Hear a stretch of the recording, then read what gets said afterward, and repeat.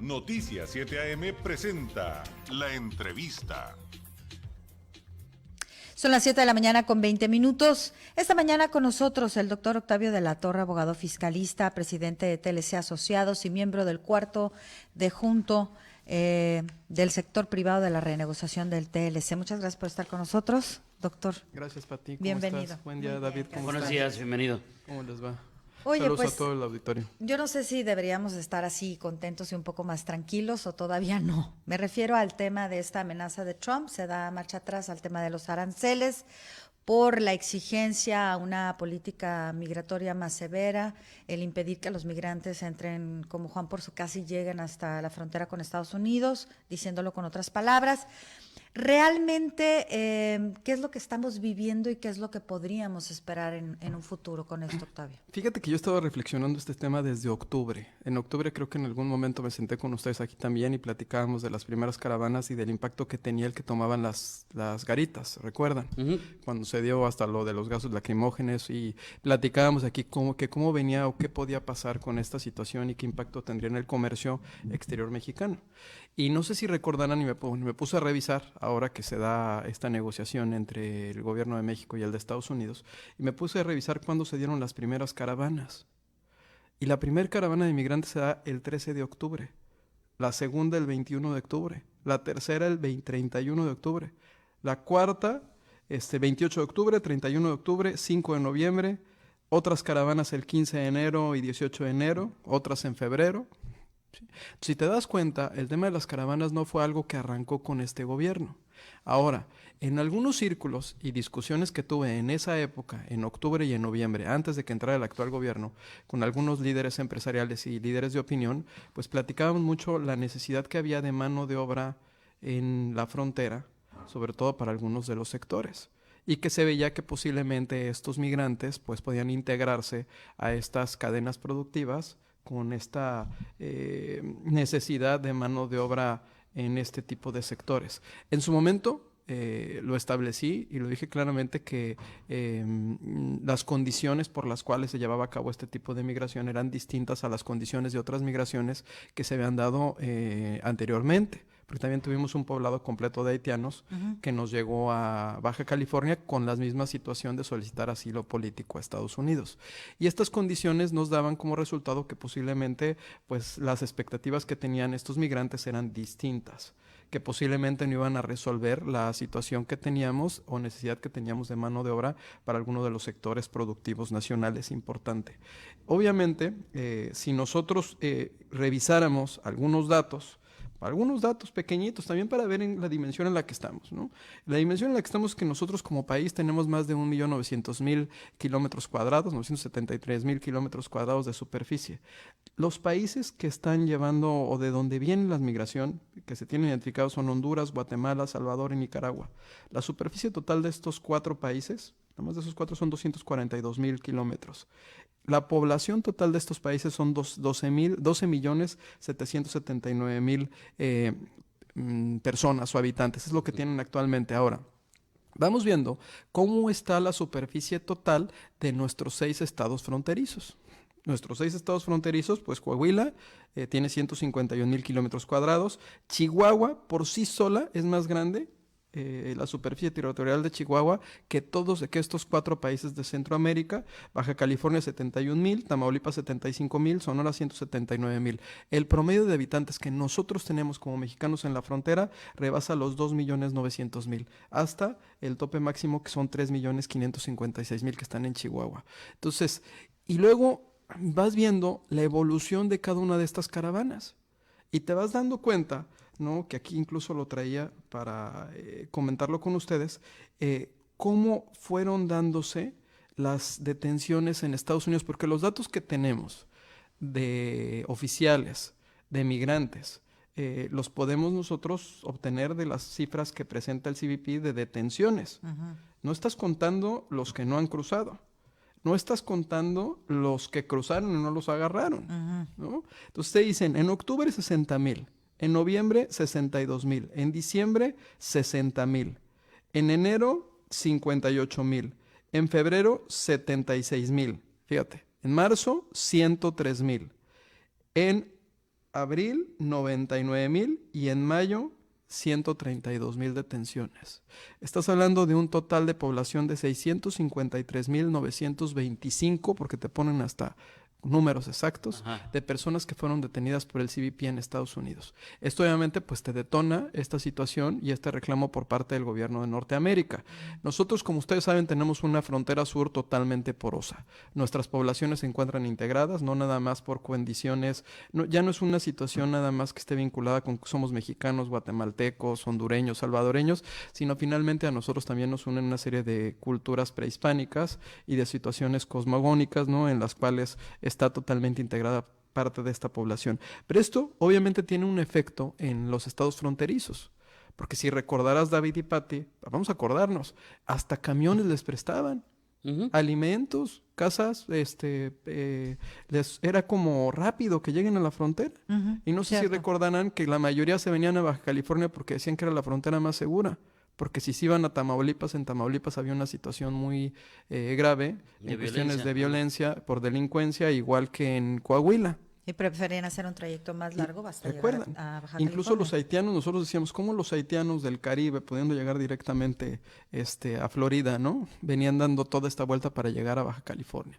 Pues Baja California, como siempre, ha sido una área es una ciudad de oportunidades. Es una ciudad para las personas que quieren venir a trabajar, para las personas que quieren venir a impulsar.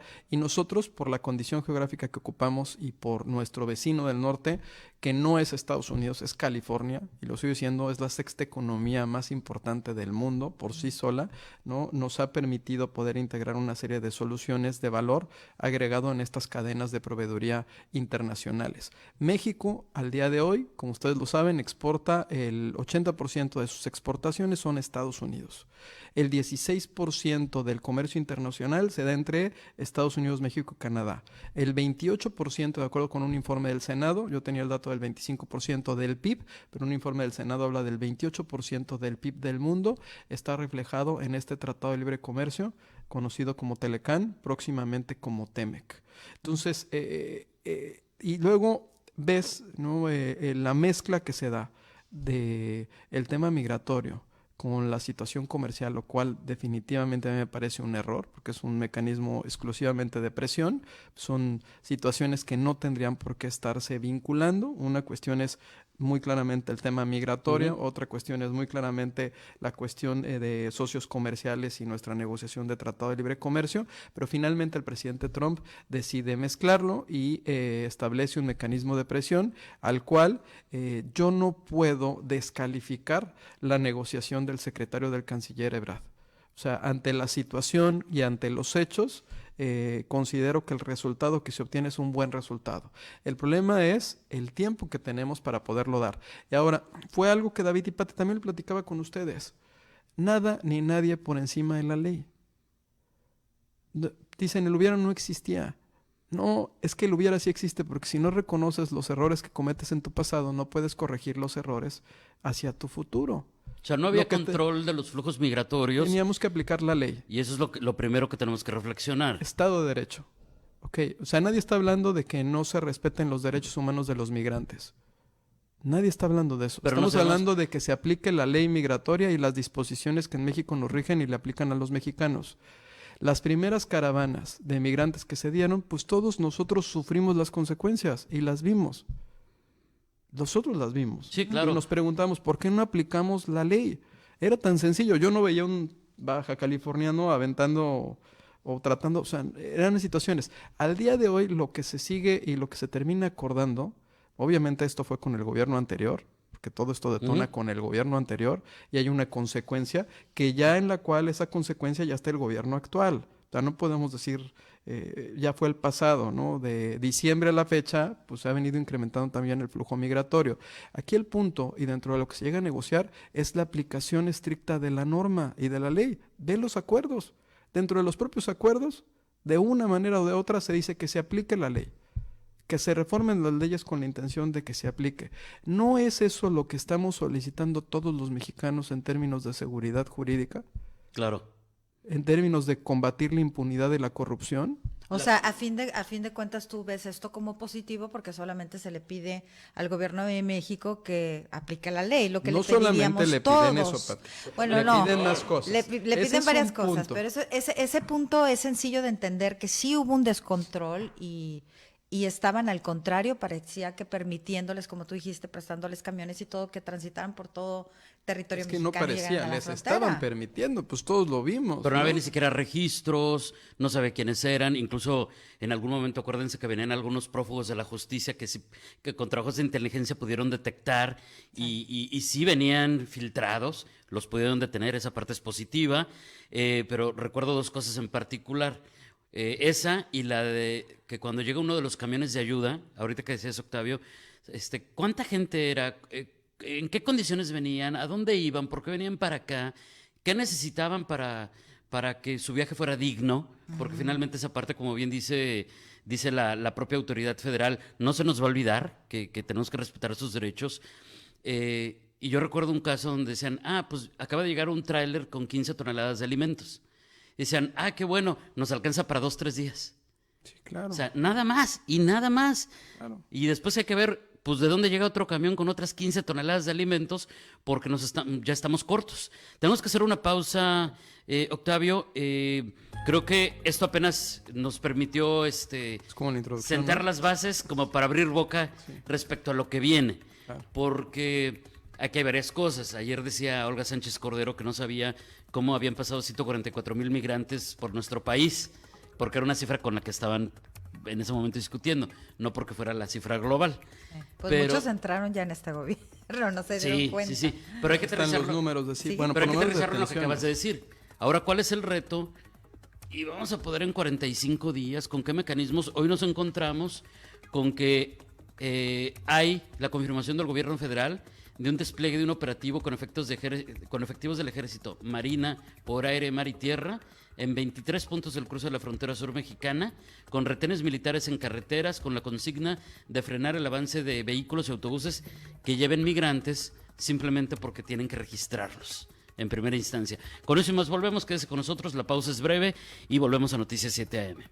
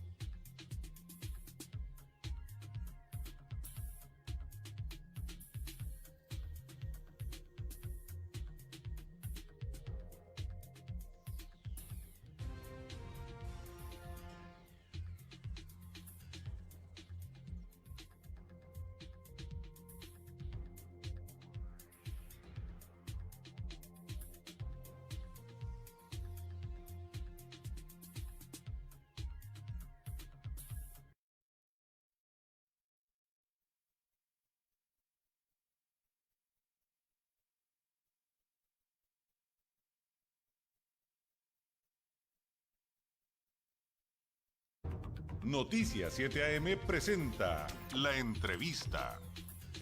7 de la mañana con 35 minutos. Estamos esta mañana de jueves platicando con el doctor Octavio de la Torre, abogado fiscalista, presidente de TLC Asociados y miembro del cuarto Junta del Sector Privado de Renegociación del Tratado de Libre Comercio.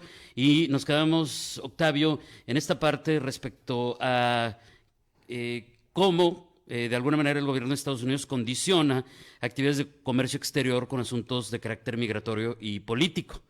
Pero finalmente hay un acuerdo que permite evitar unos aranceles que iban a resultar desastrosos, creo que para ambas economías, aunque eso tú no los podrías explicar mejor, porque es importante que se haya logrado ese acuerdo, y de ahí pues ir a los retos, porque se marca incluso este asunto de 45 días para comenzar a dar resultados. Sí, miran, las economías de México y Estados Unidos son totalmente asimétricas, ¿no? Si bien es cierto que como bloque este tratado, incluyendo Canadá, representa, insistía, el 28% del PIB del mundo y el 16% del comercio internacional, también es cierto que en términos de Producto Interno Bruto se establece aproximadamente que para México los negocios que tiene con Estados Unidos te dan un 40% de nuestro PIB, mientras que para Estados Unidos no supera el 4%. Entonces te das cuenta que la asimetría en cuanto a la codependencia que tenemos en términos de comercio exterior es muy distinta. De hecho, la forma en la que Estados Unidos ve el comercio exterior a la forma en la que México ve el comercio exterior también es diferente, incluso en términos de aranceles y en cuestiones de movilidad de las mercancías. Hasta los procedimientos aduaneros llegan a ser diferentes, porque pues Estados Unidos tiene otra serie de situaciones que les generan la riqueza con la cual pues, son estas superpotencias y se encuentran dentro de los, incluso dentro de los principales consumidores del mundo. Ahora, yo te platicaba que lo que se pedía en su momento y que recordábamos por parte de los mexicanos es pues que se aplicara la norma y que se aplicara la ley. Yo creo que es algo en lo que todos debemos de estar de acuerdo, ¿no? Incluso lo conversabas, las cifras que existen actualmente de detenciones son por parte del CBP, son cifras oficiales que se pueden encontrar en el portal del CBP, las cuales nos establecen el número de detenciones que se vienen dando mes por mes. Dentro de los acuerdos que lleva a cabo el canciller está el de establecer este cordón, pudiéramos llamarlo de seguridad, con la intención de que nuestra frontera sur no sea tan porosa, aplicar la norma y llevar a cabo una serie de situaciones o de condiciones con la intención de evitar este flujo migratorio de manera incluso desorganizada. Esto también es desorganizado por razones de seguridad también nacional de México, no nada más de Estados Unidos. Finalmente, pues es el territorio nacional lo utilizan como para el trayecto de tránsito, pero pues nosotros somos los que no vemos, a los que les llamo muchas veces los invisibles. O sea, si tú estás en las calles y te pones, ahorita los que vienen conduciendo, volteen a ver la ciudad y vean cuántos migrantes están en la calle, cuántas personas están caminando, ¿no? Están pidiendo una ayuda o están en los cruceros, incluso cuántas personas están vendiendo ya artículos en los cruces. ¿No te has fijado que ahora en los cruces muy bonitos que estamos haciendo ya también están vendiendo artículos? Eso también forma parte de una situación que termina afectando al sector terciario. O sea, finalmente no deja de ser un comercio informal. O sea, la afectación no nada más está en cómo te vas a integrar socialmente, sino también cómo te vas a integrar en cuestiones de economía y cómo generas estas políticas públicas para que no impacte a los que contribuyen al gasto público nacional. Los que contribuyen al gasto público nacional son aquellos que tienen un RFC, que están registrados ante el gobierno y que a través de sus aportaciones aportan al gasto público estas contribuciones. En México se habla que al día de hoy se tienen alrededor de más de 70 millones de registros federales de contribuyente ante el SAT, de los cuales 27 millones son personas físicas con actividad empresarial, es decir, pymes, es decir, tú, David, tú, Pati, que tienes, seguramente emites recibos de honorarios como actividad empresarial, son 27 millones, 2 millones son personas morales y el resto son asalariados. Entonces, esa es la masa que realmente genera el Producto Interno Bruto junto con las políticas públicas y son los que mantienen este gasto público. Sí. Este es uno de los tantos elementos al que estás explicando que nos permite entender por qué la autoridad federal, y lo dijo en su momento López Obrador, lo dijo Marcelo Ebrard, lo dijo Olga Sánchez Cordero, hasta Porfirio Muñoz Ledo, que ya se anda peleando con Ebrard, pero ese es asunto más político, ¿no? ¿Por qué la migración es un asunto de seguridad nacional? Que de repente en Estados Unidos Donald Trump lo desvirtuó también, porque entonces tenemos que separar lo que en teoría anunció México que se iba a hacer, que es respetar los derechos humanos de esos migrantes, sin criminalizarlos, sin estereotiparlos, pero que finalmente, entonces sí, Octavio, es un asunto de seguridad nacional para cualquier región.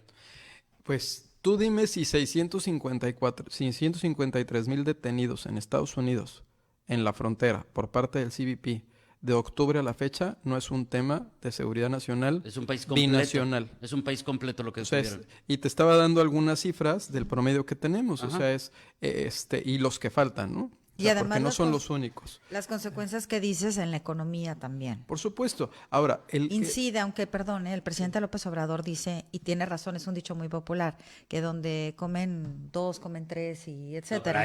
Donde come uno, comen un millón. Un Dije, millón. Así Espérame, dijo, ¿verdad? espérame ¿Cuánto tantito, dijo? espérame. Donde come uno, comen un millón, algo así. El No tema, tanto, no el tanto. tema es que sí son muchos. O sea, ya que ahorita nos das las cifras, como que pues el dato es duro, es frío. estos 4 y son países en muchos. superficie territorial caben en uno solo de nuestros estados de la República. Pero eso no justifica, porque tampoco la totalidad del territorio nacional nosotros lo estamos explotando o lo estamos explotando de manera consciente a través de políticas públicas que exploten la vocación particular de cada uno de los estados. O sea, también en el tema de los planes nacionales de desarrollo y de los planes estatales es que cada 6 años nos queremos reinventar. Entonces, esta visión a largo plazo, a diferencia, por ejemplo, de la visión que puede tener los japoneses o los alemanes, que tienen proyectos, que tienen una continuidad y que vas viendo que fueron de estas naciones que fueron devastadas después de la Segunda Guerra Mundial y que ahora los ves dentro de los 10 primeros lugares, por ejemplo, en el índice de desempeño logístico, primer lugar Alemania, quinto lugar Japón, ni siquiera Estados Unidos, pues no comprendes por qué México, habiendo sido de los países triunfadores de la Segunda Guerra Mundial, no puede lograr ese avance tanto tecnológico, industrial, de infraestructura, ¿no? Entonces, yo lo insistía y reflexionando lo que platicamos en octubre, señalamos que era muy peligroso que no se aplicara la ley nada más, o sea, exclusivamente lo que pedíamos era un Estado de Derecho, certeza jurídica, nada ni nadie por encima de la ley. Se permitió el tránsito de los migrantes.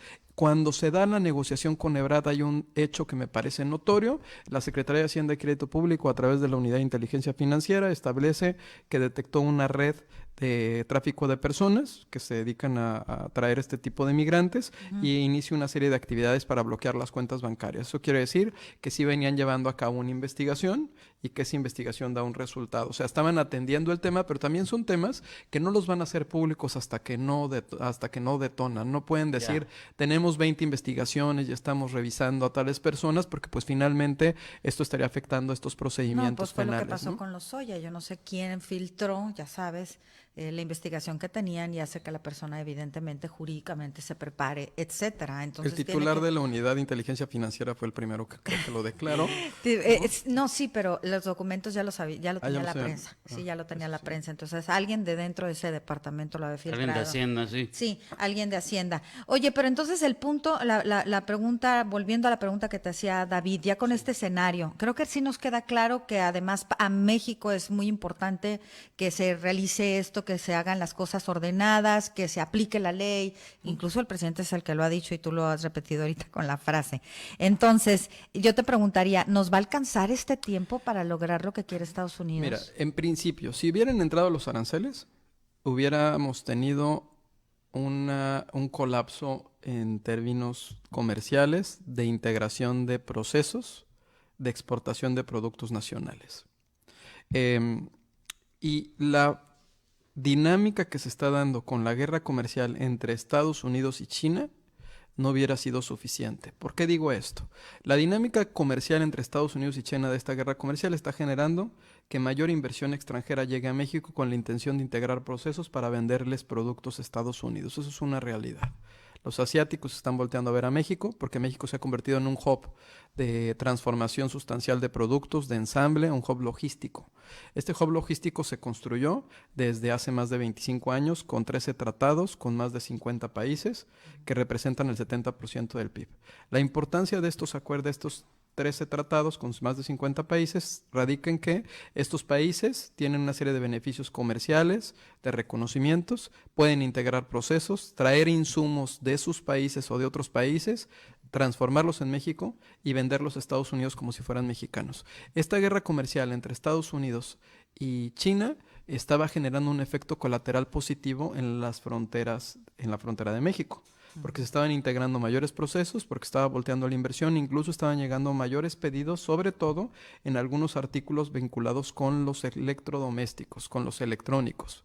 O sea, se estaba incrementando. porque obviamente al momento de subirle los aranceles a los productos que mandaba directamente China, haciendo un análisis de costos, pues definían que las fábricas que estaban ya en la frontera o las que se podían establecer de manera ágil, podían suplir esta demanda de Norteamérica. Entonces, si a nosotros nos imponían este arancel, esta cuota del 5%, el efecto posiblemente iba a ser, no quiero utilizar la palabra devastador, pero sí nos iba a colapsar, porque las pérdidas se podían calcular en más de 17,000 millones de dólares, y así sucesivamente con el incremento que se daba. Entonces, por eso mismo, no puedo descalificar la negociación y el acuerdo al que llega el canciller.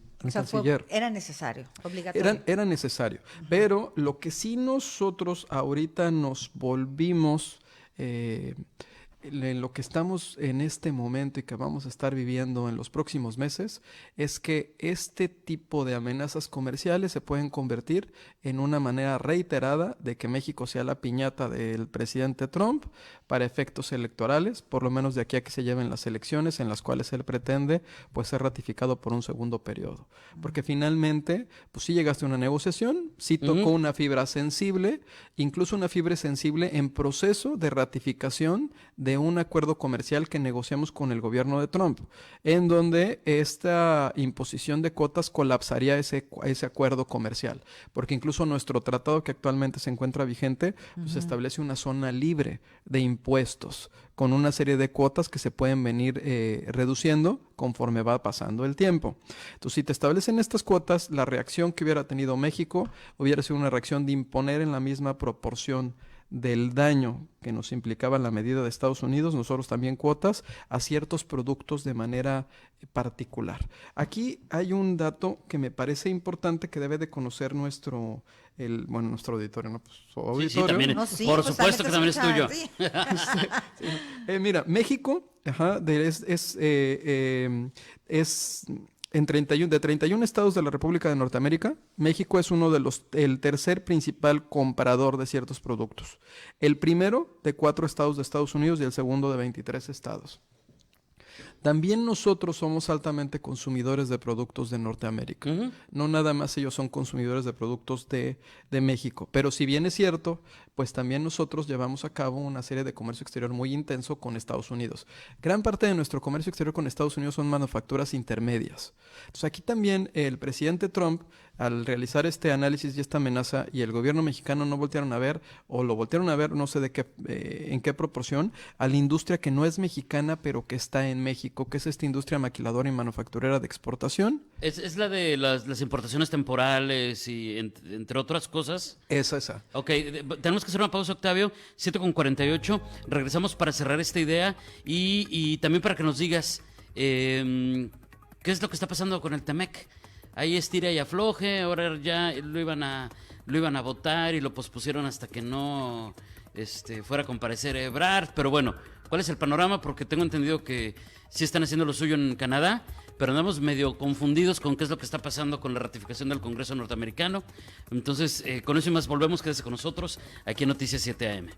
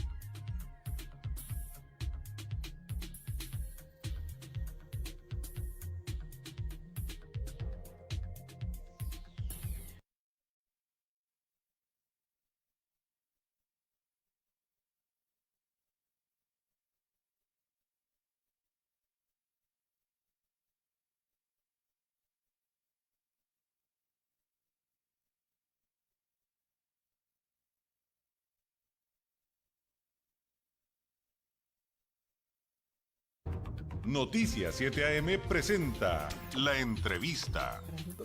¿Pero te puedes hacer otra vez? Ya son las 7 de la mañana con 51 minutos. Seguimos en esta charla con el doctor Octavio de la Torre, abogado fiscalista, presidente de TLC Asociados y miembro del cuarto de junto del sector privado de la renegociación del Telecán. Quedaban dos preguntas en el aire. Una, ya nos dijiste, Octavio, creo que es bastante claro que era necesaria, justa y necesaria, tomar una decisión. Y por eso no puede ser criticable la negociación del secretario de Relaciones Exteriores porque logró frenar, digamos, el tema de los aranceles de que había amenazado Donald Trump. Pero la pregunta es, ¿podríamos en estos 45 días que ya están corriendo lograr tener a Estados Unidos contento y que no vuelva a haber otra vez esa amenaza? Esa sería una. Y el otra es el tema del TLC, si va a estar también relacionado y subordinado a este asunto. Pues en principio el compromiso que hace el gobierno mexicano es de que en estos 45 días se tiene que ver una disminución importante de migrantes detenidos por parte de Estados Unidos, y pues esos son métricos y son cifras que, así como las tienen claramente publicadas el CBP, que en el caso de México no sabemos la porosidad de la frontera, cuántos migrantes estén cruzando, pero en el caso de Estados Unidos se tiene una cifra muy específica de cuántos han detenido.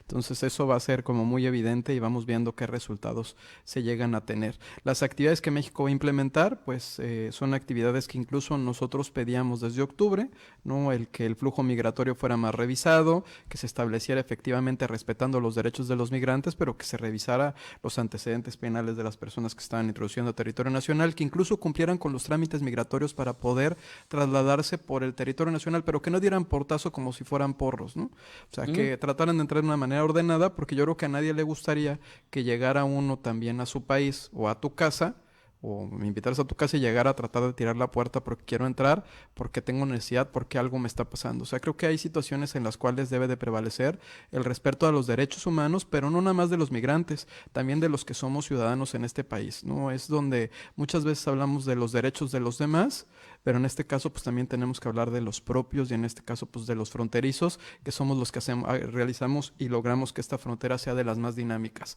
¿En qué proceso se encuentra nuestro tratado? En el caso particular de México, efectivamente, la negociación y esta serie de amenazas en el Senado tocó eco. Los partidos de oposición solicitaron una comparecencia adicional por parte del canciller para conocer los acuerdos a los que se había llegado, porque se establece que hubo otros acuerdos. El canciller ha sido muy claro y específico que los únicos acuerdos que se llegaron son los que todo el mundo conocemos. Esa parte yo sí le creo, o sea, sí me queda claro que los compromisos a los que llegó nos van a demandar un esfuerzo adicional en términos de hacer cumplir la ley en México y en términos de control migratorio de esta frontera porosa, de la cual nos vamos a terminar viendo beneficiados los fronterizos, porque finalmente no hablan mucho de nosotros, David y Pati, no hablan de nuestras ciudades, no hablan de lo que está pasando en Ciudad Juárez, en Tijuana, no, eso como que se olvida de las personas que vienen del sur o de las personas que están en el centro, que muchas veces toman las decisiones, ¿no? Entonces, porque obviamente no lo viven y no están viendo estas personas que son invisibles. En el caso del TEMEC, pues en México se pretende que se ratifique lo antes posible por parte de nuestro Senado, porque así lo establece la Constitución. En Estados Unidos tiene que pasar por las dos cámaras, los procesos son distintos, incluso están sujetos a un plazo de publicación para que se pueda terminar de ratificar, y en el caso de Canadá el proceso de ratificación ya comenzó. Nosotros también lo dijimos aquí con ustedes cuando se cierra la negociación el 30 de noviembre, con esta firma entre los tres mandatarios de estos tres países en el G20 en Argentina. Nosotros dijimos, incluso creo que apostamos una cena en la cual dijimos que esto iba a entrar en vigor en enero del 2020. Y sigo sosteniendo que lo más seguro es, si sigue avanzando esta ratificación de acuerdos, lo más seguro es que entre en vigor en enero del 2020 esta sustitución del Telecán por esta modernización al TEMEC o al USMCA, como lo denominaron en Estados Unidos. Me parece que son vías paralelas, o sea, el secretario y el canciller tiene un gran logro. lo admito también, el que logra por lo menos fijar ciertas bases en las cuales se pretende que no se mezcle el tema comercial con el tema migratorio. Está tratando de separar totalmente las agendas. Tan es así que también hay un mensaje político. ¿No han visto ustedes declaraciones por parte de la Secretaría de Economía? ¿No? Sino nada más por parte del canciller. Así es. Entonces, la parte de la Secretaría de Economía, la doctora Graciela Márquez Colín, que es una persona sumamente talentosa, igual que su equipo, pues obviamente están viendo más el tema de las negociaciones. Hace un par de semanas tuve la fortuna de estar con la subsecretaria de Comercio, la doctora Luz María de la Mora, que es la que lleva a cabo todas las negociaciones actualmente por parte del gobierno mexicano, y me comentaba que, bueno, que el tema de las ratificaciones estaba avanzando y que efectivamente pues estaba tratando de que esto avanzara de la manera más rápida para que pudiera ratificarse el TEMEC. Pero, aquí está el pero, ¿no? Las amenazas por parte del presidente Trump, pues nosotros no podemos frenarlas, adicional a que, no sé si recordarán, desde que iniciamos las negociaciones del TEMEC, fue de manera reiterada que el presidente Trump utilizara Twitter para presentar amenazas, y estas amenazas, incluso hay gráficas que te hablan de cómo se va depreciando el peso conforme las amenazas de Trump se están presentando. Y llega un momento, David, en que aunque ponía amenazas en Twitter, ya no se reflejaba en la depreciación dejaron de tener ese efecto. Dejaron de tener, pero ahorita lo están teniendo. Ahora, hay más factores en la economía que no nada más son los comerciales actualmente. Hay una serie de indicadores que nos están estableciendo que la economía está teniendo una situación, no nada más la depreciación del peso. Hay un índice de desempeño de la inversión extranjera directa en la cual México cae 7 lugares, se va al lugar 25. Es un buen lugar, ¿eh? Okay. O sea, pero caes. O sea, a nosotros nos gusta ganar y nos gusta avanzar, ¿no? Se reduce. Y hay otro índice de desempeño logístico también, que también nos habla de cómo ha venido México perdiendo competitividad en términos de infraestructura.